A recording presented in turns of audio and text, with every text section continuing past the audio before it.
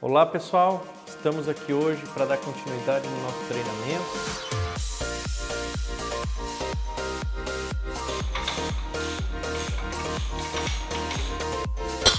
Um espaço aqui para passar o diferencial.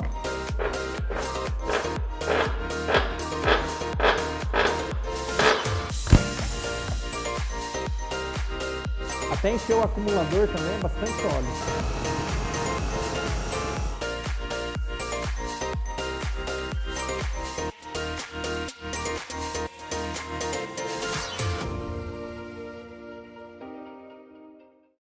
Olá pessoal, meu nome é Thiago Dott, estamos aqui na Autoboost para falar um pouco sobre a programação da transmissão DQ200.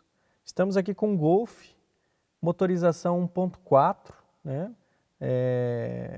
Esse carro ele vem equipado com esse motor 1.4 turbo, injeção direta, e equipa a transmissão DSG DQ200.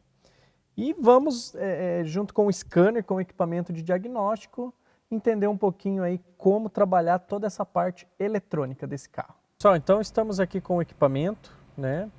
Eu entrei aqui no fluxo de dados, né? Então, o equipamento me mostrou aqui, ó, 322 leituras, ó.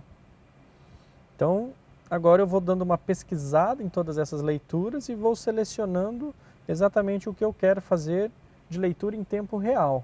O carro está funcionando, né? Posição da alavanca está em P, freio de estacionamento aqui vamos ativar, e agora eu vou buscar aqui qual é a informação que vai me ajudar no diagnóstico. Então vejam só, que eu selecionei aqui, ó, embreagem 1, posição real em milímetros, ou seja, essa leitura vai me mostrar exatamente qual é a posição daquele atuador que aplica a K1.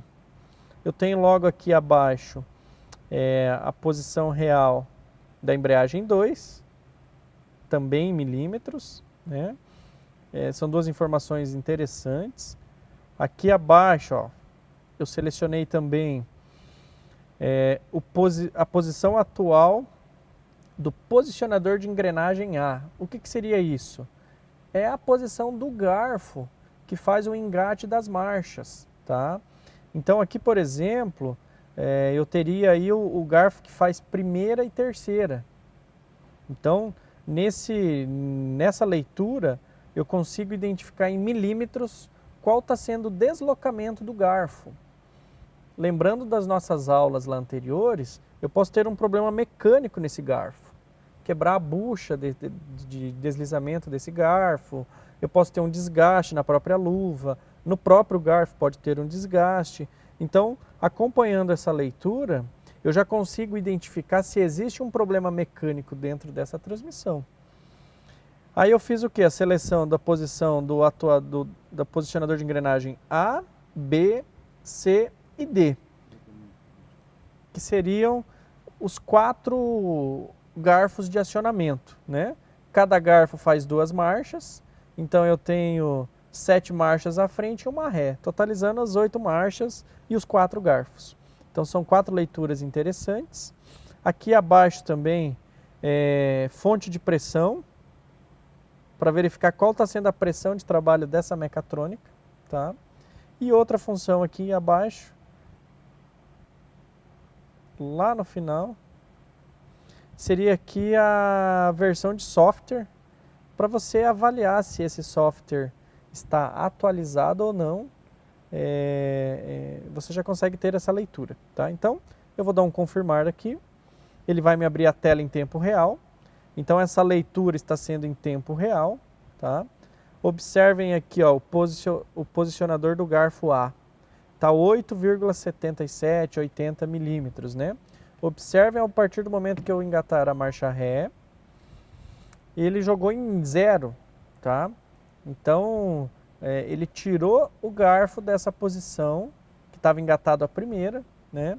E engatou neutro. Posição B, 0, neutro. Garfo posição C, 0 também. Então, esses 3 garfos estão na posição neutro. Vamos mudar a tela aqui. Olha só o garfo de posição D. Está engatado a marcha ré, ó. 8,38, 8,40, indica que esse garfo se deslocou esses 8 milímetros. Olha só o que vai acontecer a partir do momento que eu colocar essa transmissão em neutro. Zerou também. Engatei marcha ré. 8 milímetros. Então ele está me mostrando exatamente o curso desse garfo. Olha que legal agora se eu colocar em gráfico. Eu consigo acompanhar através desse gráfico se eu estou tendo o deslocamento total ou parcial desse garfo. Supomos que eu teria um problema na marcha ré. Aqui eu ia perceber uma alteração nessas linhas no momento do engate. Então olha só, vou colocar neutro. Ele, né, deslocou o garfo para a posição 0. Então no gráfico ficou bem visível que teve um deslocamento normal, né? Engatei a ré novamente, deslocou o garfo lá para os 8 milímetros, né, engatando totalmente a marcha. Então observem que eu vou ter nesse garfo um deslocamento de menos 8 milímetros, 0 e 8 milímetros. Lembrando das nossas aulas anteriores, e no material em anexo nós temos também a identificação dos garfos, esse garfo aqui, ele é responsável por fazer sexta marcha e marcha ré. Então, quando eu tenho 8 milímetros positivo, eu estou com a marcha ré engatada. Quando está em 0, posição neutro. Menos 8, sexta marcha. Então, visualizando o gráfico e a leitura em milímetros, você consegue ter um diagnóstico da parte mecânica dessa transmissão sem necessidade de desmontar. Supomos que o cliente reclamou, inclusive acontece com muita frequência, que ele não está engatando a terceira marcha. Então, andando com o carro, nós vamos procurar lá qual é o garfo responsável pela terceira e vamos fazer essa leitura aqui. Então, vejam que o quanto é importante o técnico interpretar as leituras do equipamento. Entre as 322 leituras disponíveis, eu selecionei aqui as principais para estar dialogando e conversando com vocês aí sobre essa técnica de diagnóstico. Tá? Vamos retornar aqui. Outra informação muito importante é a de pressão. Olha só, posso colocar no gráfico também. Então, observem o ciclo que eu estou tendo aqui de acionamento dessa bomba. Tá? A partir do momento que eu engatar uma marcha, vamos engatar o drive aqui. Eu já observo que cai a pressão. Quando eu tiro o pé do freio, vamos desaplicar o freio de estacionamento. Tirei o pé do freio, a embreagem já é aplicada. Então, a pressão já começa a cair justamente porque está sendo utilizada essa pressão para aplicar os atuadores. Então, aqui também é possível observar se essa pressão não está caindo abaixo do mínimo, que seria 40 bar. Então vejam aqui no gráfico que eu tenho nesse eixo, né, a pressão de trabalho. Então entre 40 e 60 bar é a faixa de trabalho para essa transmissão. Então observem no gráfico que a bomba está indo até os 60 bar e está desligando. Chegando aqui em 42 bar, ela liga novamente. Então eu consigo observar exatamente o fluxo de trabalho da bomba. Isso mostra que eu estou tendo um perfeito funcionamento no sistema. Tá? A bomba está trabalhando certinho, o sistema hidráulico está perfeito. Agora, caso eu teria abaixo de 40, supomos que essa pressão estivesse caindo a 30, a 35, a 25, eu já peguei alguns casos.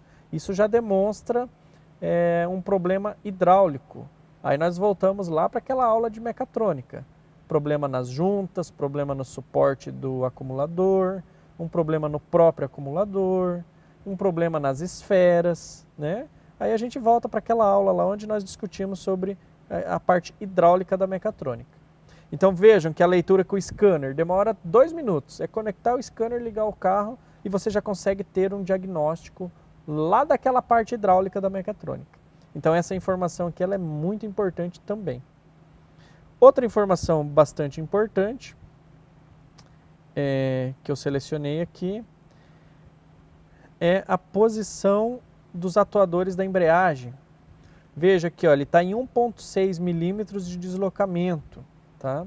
A partir do momento que eu engatar drive, eu já estou tendo a aplicação de uma embreagem, tá? E a partir do momento que eu tiro o pé do freio, o carro já começa a se deslocar. Engatei a marcha ré, observe que ele inverte as embreagens, né? Da K1 passa para K2, lembrando lá na nossa aula que nesse carro a K2 é quem faz marcha ré, né? Segunda, quarta, sexta e ré é aplicada pela K2. Então olha só, a ré está engatada e eu estou com o pé no freio. Ele já teve um deslocamento de 8 milímetros. Posso pôr em gráfico também.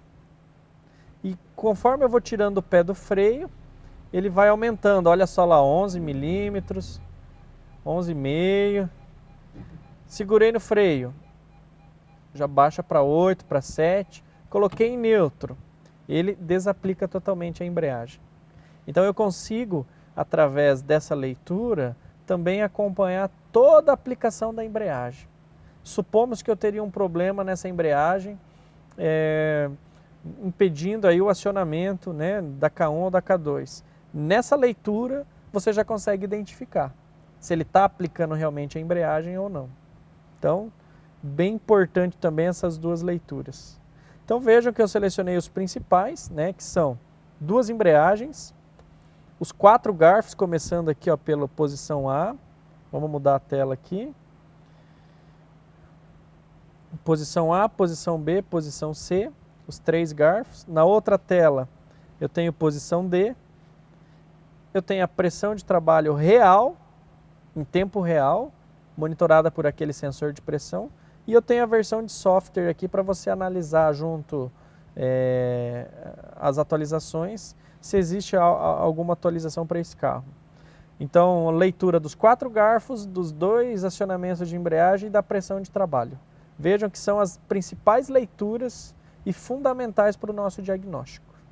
Legal? Então tá aí uma dica e um procedimento de como fazer um diagnóstico sem ficar desmontando, levando para a bancada, né? Em 5 minutos você já tem um direcionamento do teu diagnóstico e sabe já também relatar para o cliente o que vai ser necessário desmontar e realizar de trabalho no carro, beleza? Então é uma dica aí que vai favorecer bastante o tempo de trabalho de vocês. Valeu, gente! Até a próxima aula! Até encher o acumulador também é bastante óleo.